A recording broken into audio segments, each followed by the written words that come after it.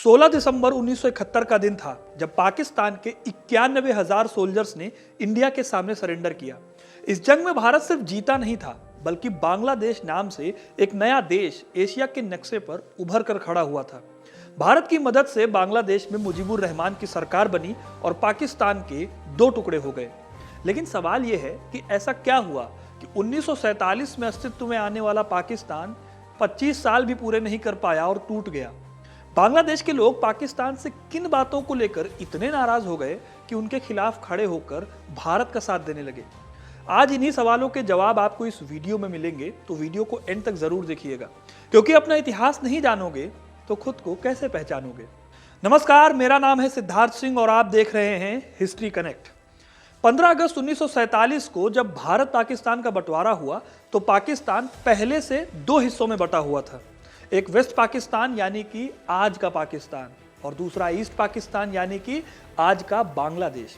इन दोनों देशों के बीच करीब 2000 किलोमीटर की दूरी थी और बीच में पड़ता था हिंदुस्तान, जो कि उनका सबसे बड़ा दुश्मन था। लेकिन आगे चलकर बांग्लादेश बनेगा, ये बात अंग्रेजों ने काफी टाइम पहले तय कर दी थी। 1905 में अंग्रेजों ने बंगाल को दो हिस्सों में बांट दिया। इसमें ईस्ट बंगाल मुस्लिम मेजॉरिटी था और हिंदू मेजॉरिटी बंगाल को वेस्ट बंगाल कहा गया। ये विभाजन क्यों हुआ, इस पर मैंने एक डिटेल वीडियो बना रखी है, जिसे आप यहाँ पर लिंक पर क्लिक करके देख सकते हैं और इसका लिंक आपको डिस्क्रिप्शन में भी मिल जाएगा। खैर, बाद में इस पार्टीशन को खत्म कर दिया गया, लेकिन इसकी वजह से हिंदू और मुस्लिम एकता पर असर पड़ा और ये चीज साफ तौर पर 1947 में दिखाई दी जब ईस्ट बंगाल ने पाकिस्तान के साथ रहने का समर्थन किया। और यही हुआ भी, देश आज़ाद हुआ और पूर्वी पाकिस्तान के लिए 2000 किलोमीटर दूर से वेस्ट पाकिस्तान अपनी पॉलिसीज बनाने लगा। लेकिन वेस्ट पाकिस्तान की पॉलिसीज में ईस्ट पाकिस्तान को बहुत कम सपोर्ट मिलता था और इसकी कई वजहें थी। इसमें सबसे बड़ी वजह थी ईस्ट बंगाल की भाषा। असल में ईस्ट पाकिस्तान की 56% आबादी बांग्ला बोलती थी, वहीं पश्चिमी पाकिस्तान में बांग्ला जानने वाले लोग ना के बराबर थे। इन लोगों का मानना था कि बांग्ला भाषा है वो हिंदुओं की भाषा है और मुसलमानों की भाषा है उर्दू। यही वजह है कि फरवरी 1948 में जब असेंबली के एक बंगाली सदस्य ने असेंबली में बंगाली और उर्दू के एक साथ इस्तेमाल करने का प्रस्ताव दिया तो पीएम लियाकत अली खान ने सीधे सीधे कहा कि पाकिस्तान करोड़ों मुसलमानों की मांग पर बना है और मुसलमानों की भाषा उर्दू है, इसलिए पाकिस्तान की एक कॉमन लैंग्वेज सिर्फ और सिर्फ उर्दू हो सकती है। फिर अगले ही महीने मार्च 1948 में पाकिस्तान के कायदे आजम मोहम्मद अली जिन्ना ने ढाका में कहा कि पाकिस्तान की ऑफिशियल लैंग्वेज सिर्फ उर्दू होगी। इस तरह से ईस्ट पाकिस्तान की मेजॉरिटी जनता जो कि बंगाली बोलती थी, उन पर उर्दू को थोप दिया गया। लेकिन लैंग्वेज इस भेदभाव की अकेली वजह नहीं थी, बल्कि इसके अलावा दोनों जगहों का कल्चरल डिफरेंस भी एक बहुत बड़ा रोल था। कई हिस्टोरियंस ये मानते हैं कि वेस्ट पाकिस्तान ईस्ट पाकिस्तान के लोगों को कमजोर मानता था। यहाँ माना जाता था कि ईस्ट पाकिस्तान का कल्चर हिंदू है और इस कल्चर को शुद्ध करने की जरूरत है, इसीलिए बांग्लादेश के इन लोगों के साथ इज्जत से पेश नहीं आया जाता था। ढाका यूनिवर्सिटी की एक्स प्रोफेसर मेघना गोहताकर्ता इस बात से एग्री करती हैं। उनके हिसाब से ईस्ट पाकिस्तान के साथ बहुत ज़्यादा भेदभाव होता था, लेकिन वो ये कह क्यों रही हैं, उसे भी हम ज़रा डिटेल में समझ लेते हैं। देखिए, पाकिस्तान ने कभी भी ईस्ट पाकिस्तान के साथ जस्टिस नहीं किया। देश के रिसोर्सेज को सिर्फ इनसे छीना नहीं गया, बल्कि जो हक इन्हें मिलना चाहिए था वो भी नहीं दिया गया। ईस्ट पाकिस्तान में पटसन की बहुत ज़्यादा खेती होती थी और वेस्ट पाकिस्तान की सरकार पटसन की बिक्री पर बहुत ज़्यादा टैक्स लगाती थी। इस टैक्स की कमाई का एक बहुत बड़ा हिस्सा देश के डिफेंस बजट पर खर्च हो जाता था। विलियम वॉन शिंडल अपनी किताब अ हिस्ट्री ऑफ बांग्लादेश में बताते हैं कि 1947 से 1970 तक पाकिस्तान अपनी विदेशी मुद्रा का 2/3 पटसन की खेती से कमा रहा था, लेकिन इस पैसे से ईस्ट पाकिस्तान को ना के बराबर बजट मिलता था। ज़्यादातर स्कीम्स को वेस्ट पाकिस्तान के लिए बनाया गया था, यानी कि ईस्ट पाकिस्तान के लोगों को उनके ही रिसोर्सेज से अलग किया जा रहा था। अब जाहिर सी बात है कि इस तरह के भेदभाव की वजह से देश में विरोध के स्वर गूंजने लगे थे। इसी बीच 1965 में भारत और पाकिस्तान के बीच युद्ध शुरू हो गया और इस क्रूशियल टाइम पर ईस्ट पाकिस्तान को अपने डिफेंस के लिए सिर्फ एक डिवीजन सेना यानी कि 12 से 15,000 सोल्जर्स और 15 फाइटर जेट्स के साथ अकेला छोड़ दिया गया। यहाँ तक कि वेस्ट पाकिस्तान के साथ कनेक्शन भी बहुत ज़्यादा कम था।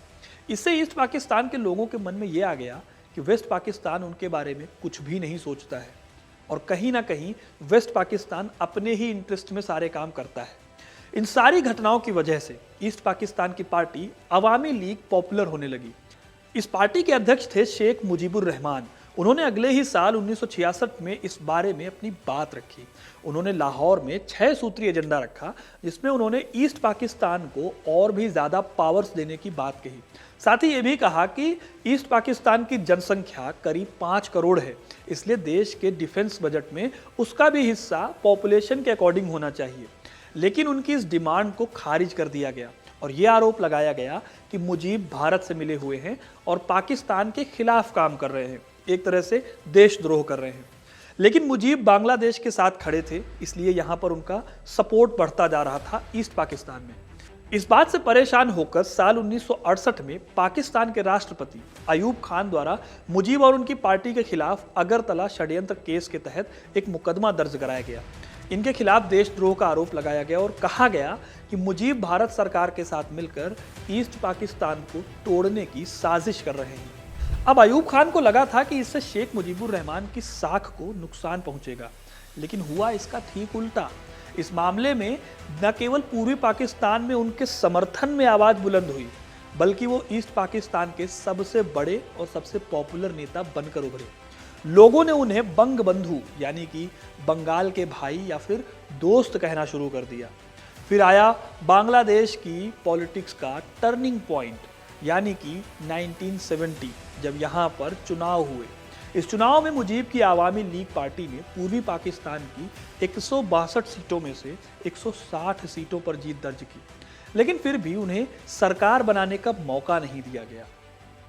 हुआ ये कि जब चुनाव खत्म हुआ तो उसके बाद जुल्फिकार अली भुट्टो, शेख मुजीबुर रहमान और राष्ट्रपति याहिया खान की कई मीटिंग्स हुई और आखिरकार राष्ट्रपति याहिया खान ने ढाका में 3 मार्च को नई सरकार को विधानसभा बुलाने की तारीख दे दी, लेकिन बाद में उन्होंने इस डेट को एक्सटेंड करके 25 मार्च कर दिया।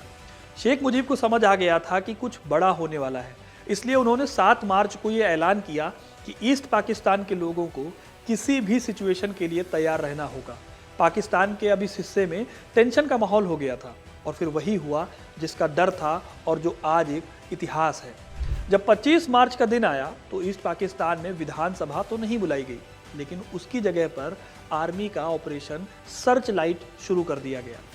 इस ऑपरेशन में सेना ने खुलेआम वेस्ट पाकिस्तान के खिलाफ बोलने वाले लोगों और खास तौर पर हिंदुओं का कत्लेआम शुरू कर दिया। अप्रैल आते आते सिचुएशन हाथ से निकल चुकी थी। बांग्लादेश के लोगों ने मुक्ति वाहिनी ज्वाइन कर लिया था। ये वो रेडिकल ग्रुप था जिसने पाकिस्तान के खिलाफ हथियार उठाने की सोच ली थी और यही वो टाइम था जब भारत ये तय करता है कि वह बांग्लादेश की आज़ादी की लड़ाई में उसका साथ देगा।